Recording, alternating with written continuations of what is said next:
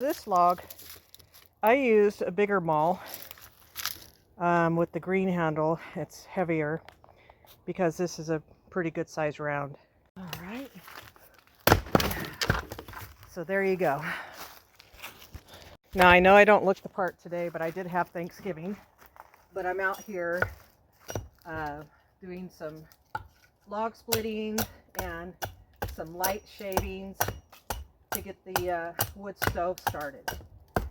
Now I like, excuse me, I like a wood stove much better because it projects the heat throughout the house. And if you want to, if you don't have a fan on yours, you can get a little fan, put it behind, and it will distribute the air pretty evenly throughout the house. So then I pick up the pine shavings.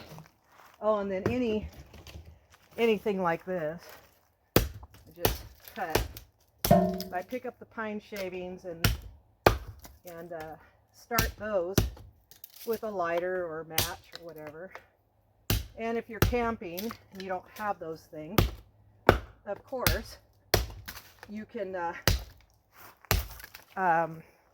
use a fire starter that is, with your knife or a piece of metal, and get the fire started that way. You can do the old style way, which is with a stick, but it's such a process. I don't find a reason for it.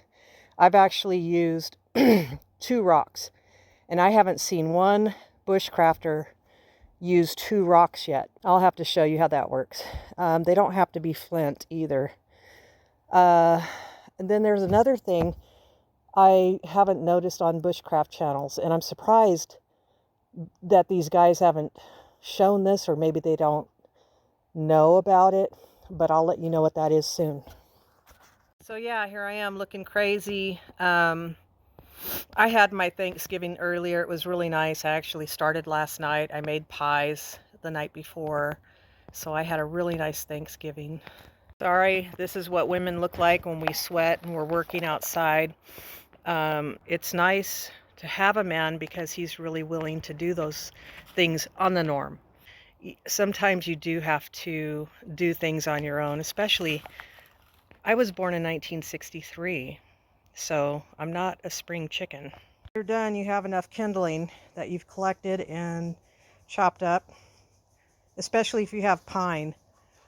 Like I'm out here in Upper California forest area, and I can collect a lot of fallen, dead tree little branches, also cut up some pine. I do have a lot of oak wood too.